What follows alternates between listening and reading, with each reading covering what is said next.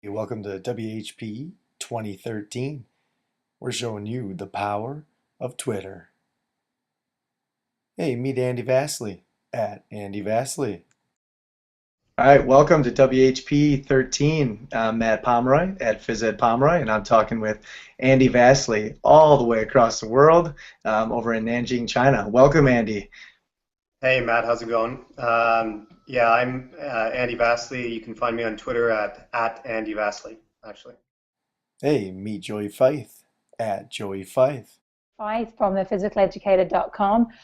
We wanted to get his input on how social media has helped him and some of the connections that he's made through his work in social media and physical education. Welcome, Joey. All right, thanks for having me. Hey, meet Nathan Horn at PE Nathan. And I'm Nathan Horn. I'm at PE Nathan. I'm in Singapore at the moment, and I'm happy to be talking to Matt and Joe. Hey, Nathan, how should we get started on Twitter?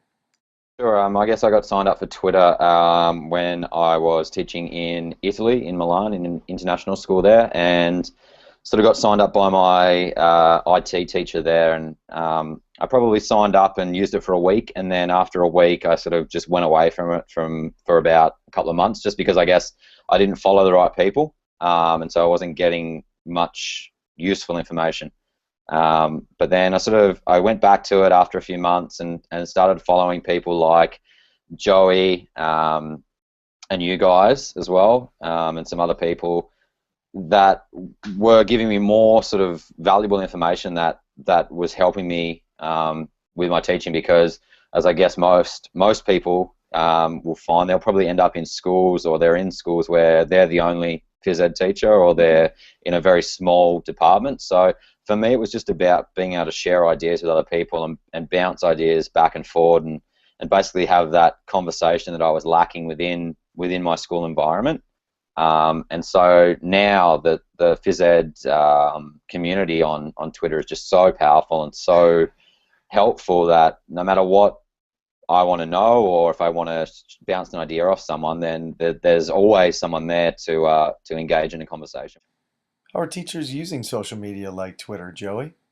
So I was like, hey, nobody's focused on social media, so I wanted to see, okay, how are teachers using social media? And I started using Twitter, trying to find our physical educators, and it just kind of went from there. I started building my network that way. I launched the physicaleducator.com, and with the site, I always wanted to put a lot of emphasis on community and kind of creating just helping professionals find each other and network with each other. So yeah, it's just kind of grown from there. Who can you connect with on Twitter, Andy? And I got really active on Twitter in the last 18 months. And I'm sure that you've heard it from other teachers, but it's amazing at the number of teachers that you can connect with across the world and to share ideas with. And there's so many teachers, so you kind of connect with those that you share a similar vision with, So we all have a certain vision of PE, but within that vision, we have our own kind of avenues that we explore more. So it's kind of like, it really gives you the opportunity to connect with educators in general, but then ones that you really have, that you share a similar vision with. Hey, Joey, why should we get started on Twitter, and why now? This would be, don't wait until you're stuck and you're feeling burnt out and you're feeling like you really need support to then start trying to build a network. Work at it every day. So even the teachers that I met in North Carolina, I really hope that, they signed up for Twitter, they were tweeting throughout the conference, and I really hope that they continue so they can build up their network, so that when they do decide, okay, I want to start a blog or I want to jump in here, they have the followers, they have the people that they can start connecting with, and they can get the support they want. When I finally did get a job out of university, I was working in a high school, and it was I had a hard time at that high school, on a lot of different, in a lot of different ways.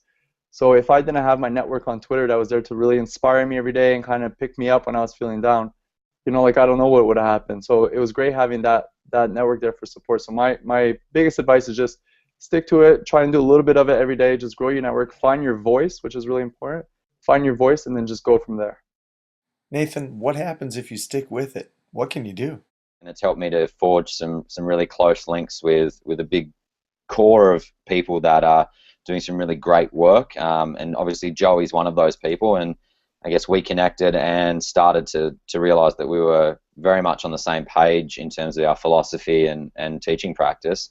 And so we'd often just Skype with each other and have conversations. And then we thought, well, why don't we record these conversations and share them with other people, because we felt like the things that we were talking about would be beneficial for other people.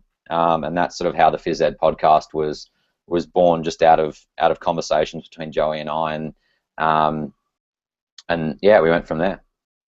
Hey Andy, I've heard a lot about Peplic. What is that? Peplic, Physical Education Professional Learning Community. I got the original idea from a new professional development appraisal system that we're using at this school here. And it's generally, you pick your own themes that you want to explore, and as educators, we know what we want to explore. We know what we have to improve on. We know what we're strong at. So it's finding a balance between what you're really strong at and what you have to improve on. So for Peplic, Kellyanne Perry from Australia, her and I came up with, and Nathan Horn as well, came up with 5 different themes. So we have the assessment theme, we have instructional models, we have curriculum and programming, leadership and mentoring, innovation, technology.